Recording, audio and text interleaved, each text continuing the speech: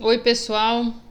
Então a gente vai continuar agora a falar um pouco mais sobre a questão da depressão analítica e o que o René Spitz e a equipe dele, os pesquisadores, foram observando nessas crianças que eram privadas da relação com a mãe, né, da relação de afetividade, do vínculo com a mãe.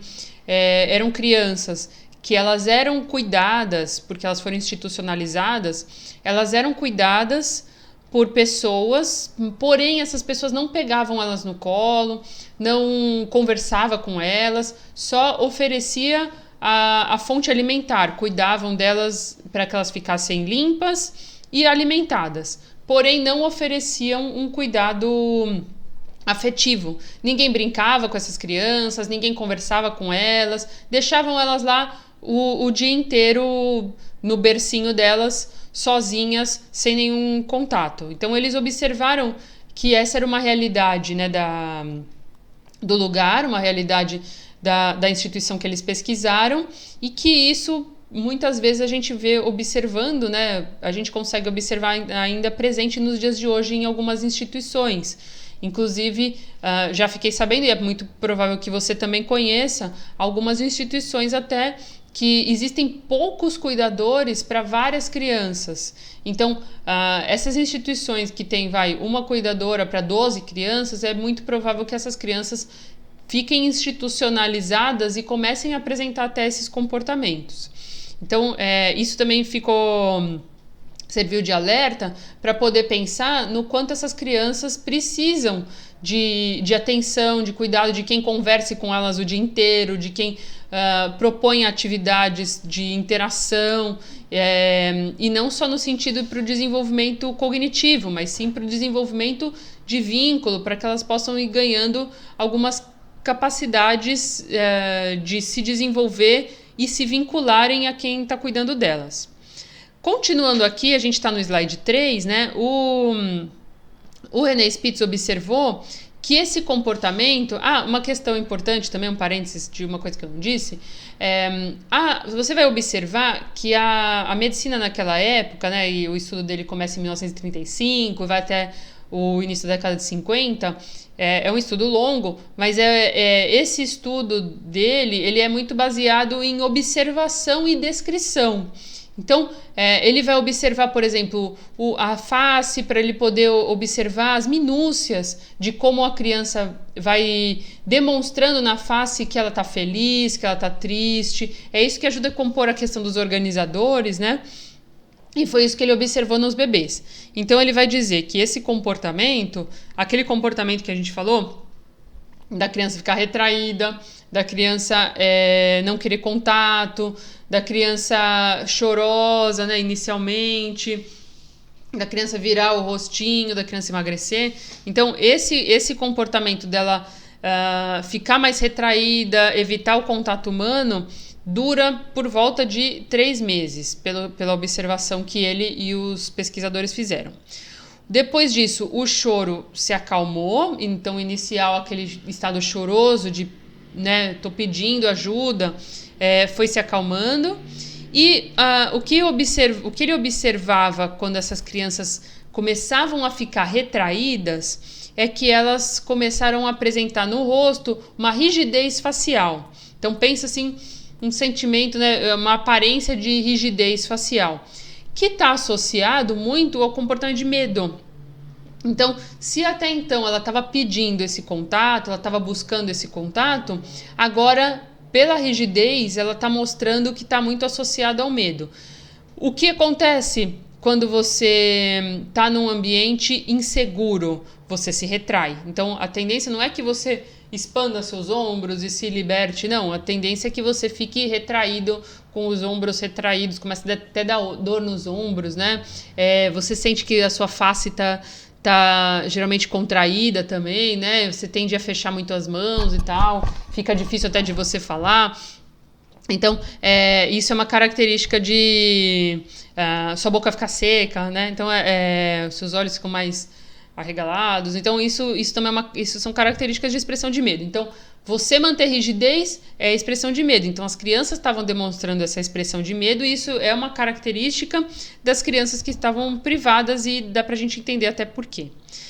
Outro comportamento que ele observou é que elas ficavam sentadas ou deitadas com os olhos abertos e sem expressão. Então, sempre muito assustadas, sempre com muito medo, sempre observando.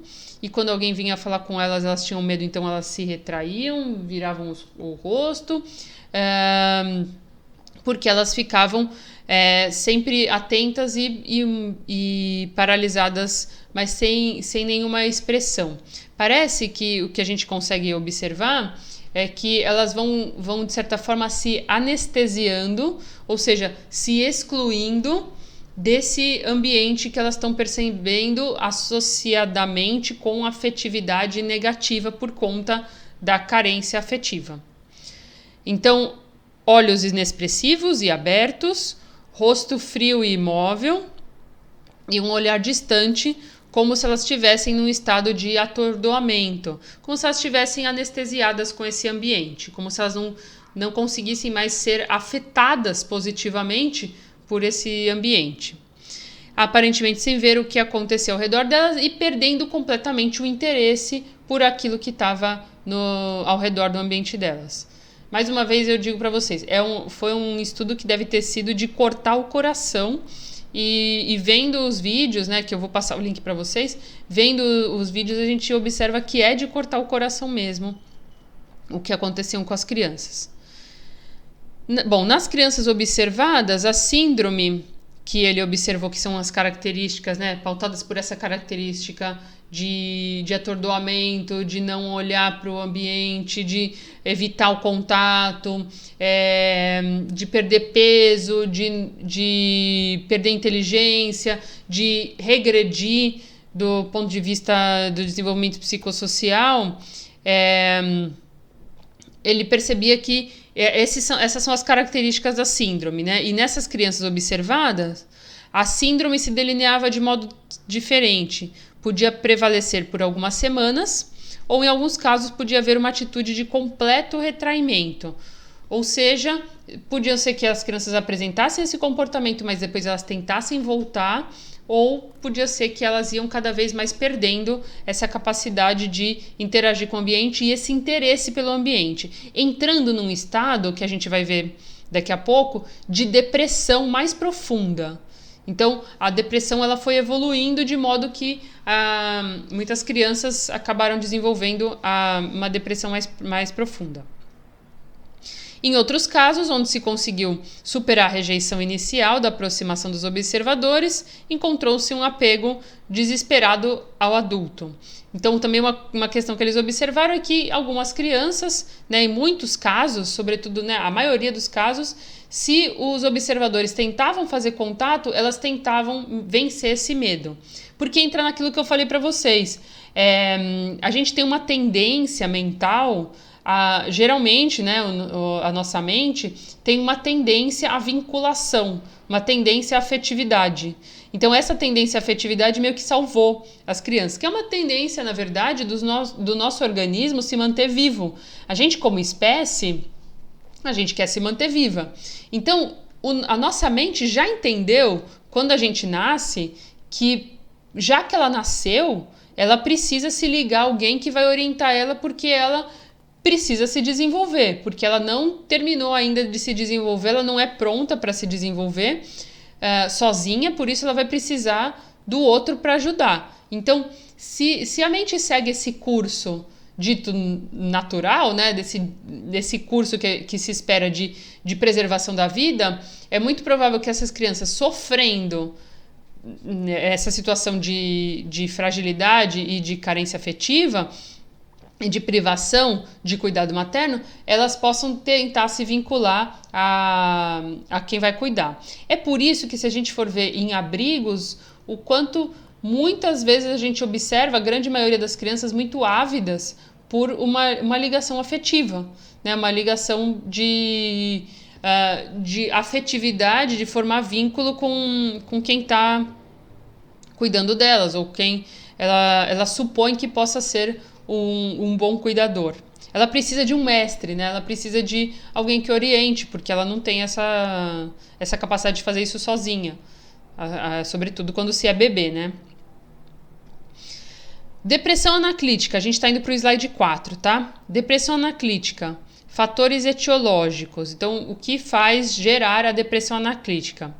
Antes da separação, era a mãe quem cuidava da criança. As crianças que não se afastaram de suas mães não desenvolveram a síndrome da depressão anaclítica, que é caracterizada por aquele monte de sintomas que eu já falei para vocês, que vai acontecendo aos poucos, de acordo com as semanas, conforme vai aumentando a privação. A expressão facial das crianças na depressão anaclítica lembrava muito o que se verifica com adultos que sofrem de depressão. Por isso, ele chamou de depressão anaclítica. E aí entra aquilo que eu já defini para vocês, que anaclítico está ligado à forte dependência de alguém, está ligado ao outro. Então, o anaclítico é relacionado ao outro, a dependência que se tem do outro. Então, as crianças, elas experimentavam, mesmo com 6 meses de idade, elas experimentavam o que é ter depressão. E ele observou muito comum a expressão facial rígida, né? E na verdade, com pouca afetividade positiva, com pouca e também negativa, com pouca interação com o ambiente, né?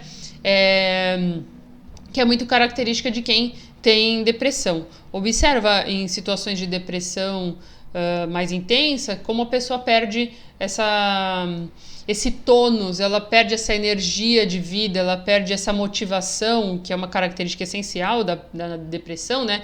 Que é a perda da motivação, e isso aparece na própria expressão. Claro que não dá pra gente olhar o rosto da pessoa e falar, tá com depressão, né?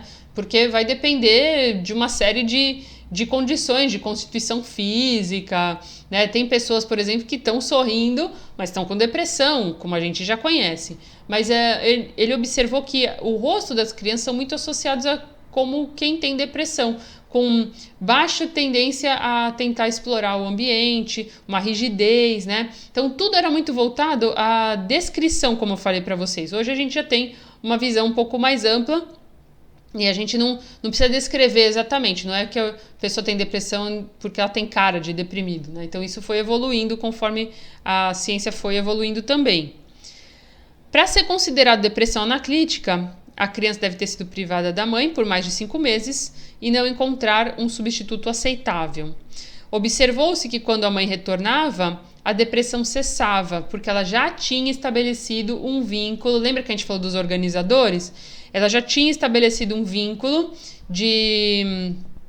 do primeiro organizador, ela já tinha estabelecido, já estava indo para o segundo organizador, e daí em diante ela sofre. Então ela já entendeu que ela já tinha uma espécie de mestre, que o René Spitz observou sendo a mãe, que é essa pessoa que ela estabeleceu um vínculo essencial e ela não encontrou mais ninguém que pudesse fazer essa função para ela, nem os pesquisadores que estavam tentando se aproximar.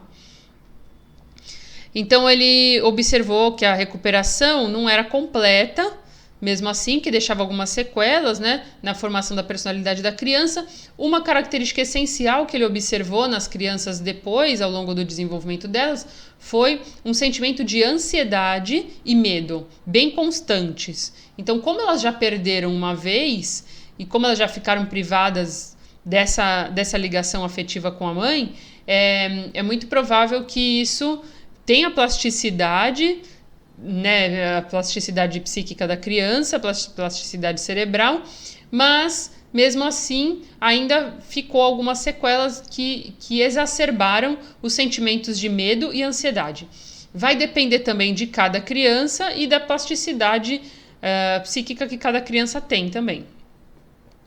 Observou-se também que crianças que viviam numa relação doentia, de violência ou negligência, que ele chamou de relação doentia, que era bem uma nomenclatura da época, né? Mas hoje a gente vê que estados de vulnerabilidade, de violência, de negligência, com as mães ou substitutas, poderiam desenvolver uma depressão que ele chamou de depressão suave.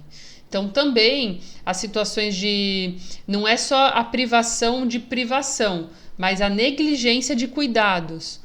E o que as enfermeiras faziam ali, as cuidadoras na instituição que ele estudou os bebês, era nada mais do que negligência. Então, essa negligência foi levando à depressão.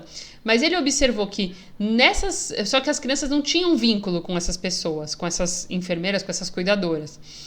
E nem com os observadores, com os cientistas, mas sim com suas mães. Então, quando ele observa que se estabeleceu um vínculo, mas esse vínculo traz uma violência ou traz uma negligência, pode levar a criança à depressão.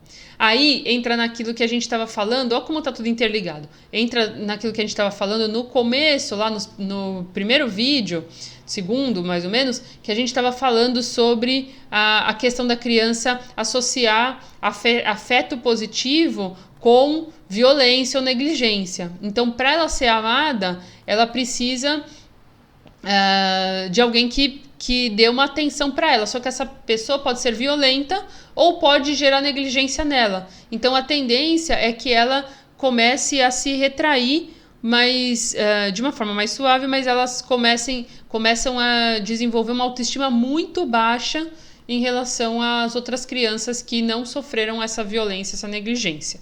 Então, essa é uma característica também da doença, da depressão que o René Spitz observou com os bebês. No próximo vídeo, a gente vai falar sobre a doença mais grave, que é o hospitalismo. E aí, a gente vai falar um pouco mais sobre essa questão da privação afetiva e como isso se dá. Então, até daqui a pouco.